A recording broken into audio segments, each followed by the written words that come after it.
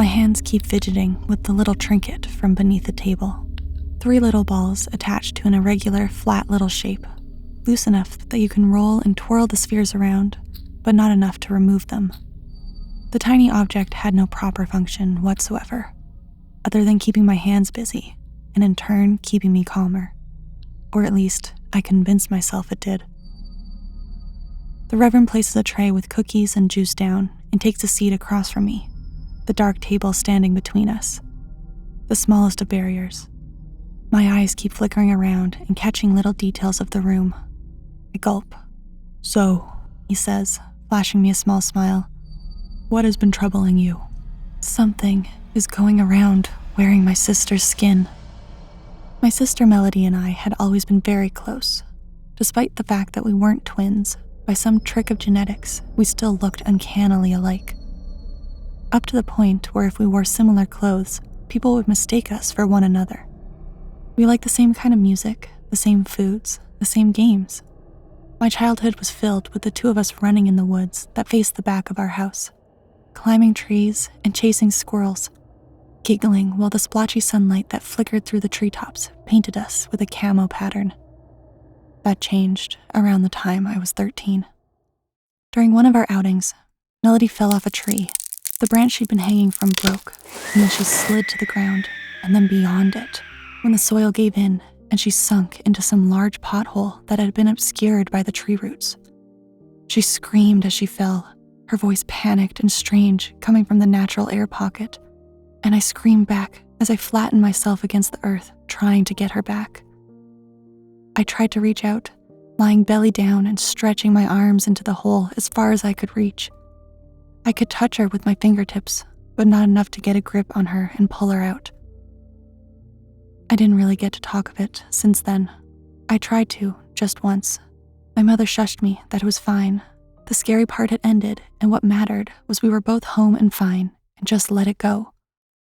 When I told her Melody wasn't fine, she backhanded me. "Don't talk back to me," she said, "and apologize to your sister."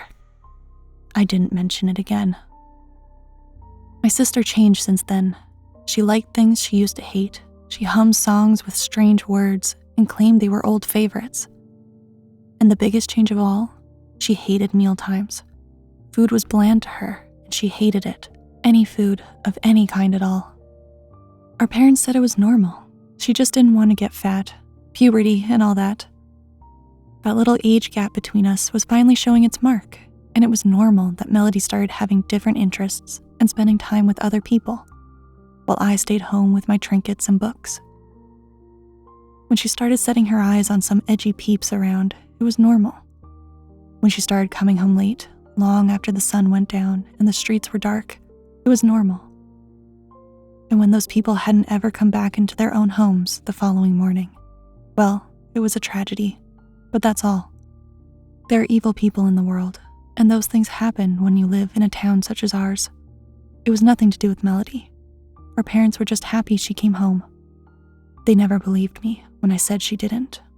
They weren't there when she fell like I was.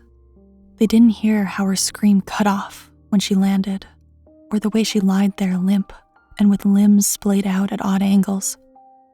They didn't watch her wide eyes slowly turn milky, or feel her skin growing cold under my fingertips as the hours passed. They didn't see her dead, stuck in that cage of roots and moss.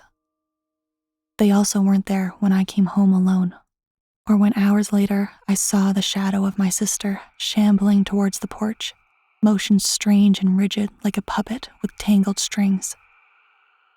So of course they never believed the thing walking around wearing my sister's skin is not, in fact, my sister. "You think I'm crazy, don't you, Father?" I asked at the end of my tale, waiting for the man in front of me to answer. The Reverend looked at me, and a troubled expression was added to his earlier smile. "I think you may need help, child." Giving credit where credit is due, at least he listened to me until I finished speaking and looked me in the eye the whole time, which is more than I got from my mother. And he was physically present, which is more than I expected from my father. He gestured towards the tray of snacks as a sort of peace offering, and I did free a hand from my fidget toy beneath the table to take a cookie, though I elected to just hold and stare at it instead of eating. I'm not sure the kind of help I offer here is the right fit for you.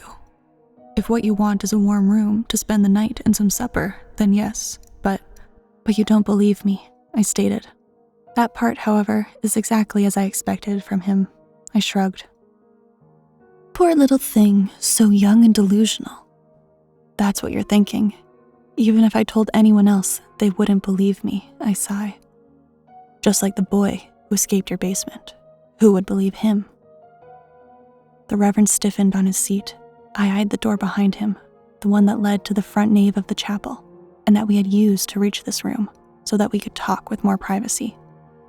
It was locked, but that didn't really matter. Well, I did, I say, standing from my chair at the same time as him. And Melody did too.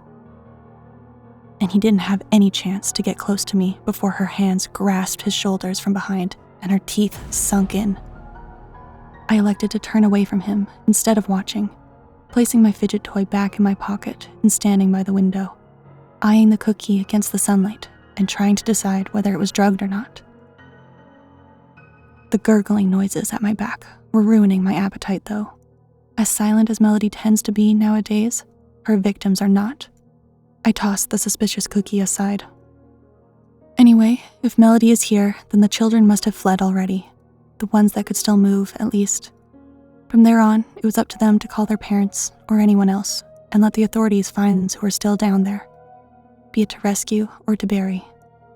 I wanted to go check on them, but the very thought of going down there myself made my stomach churn. I hate these weak guts of mine. If it wasn't for that, I'd be the one releasing the kids, and Melody would have come straight here. But no use in fretting over that now. Mallory, I'm done, my sister's voice chirped. I'll grant this much to my parents. As long as she's kept properly fed, Melody does look normal on a first glance. Warm, solid, alive. Too bad her strict diet of wicked souls ruins the disguise and forces us to keep skipping towns before supply gets lower than demand. I glanced back at the Reverend as we made our way out of the room. Melody had sat him back on the same chair he'd been using before, and that's how anyone would find him later. His hair was tousled, and he looked pale and unkempt, but not a speck of blood or injury was in sight. He just sat as he was placed, as dead as one could be. He still gave me the creeps, nonetheless. Your acting is getting impressive, Mel. It really looked like you were terrified. I wasn't acting, I sneered. What he did to those kids, and I had to distract the sick freak for what, a full hour? 2? I was sweating buckets here. Weren't you anxious too? Oh yes, I couldn't stop salivating. Melody's face has a dreamy, hungry expression to it, as if just the thought makes her yearn for another bite of her recent meal. I sighed. Why did I even ask?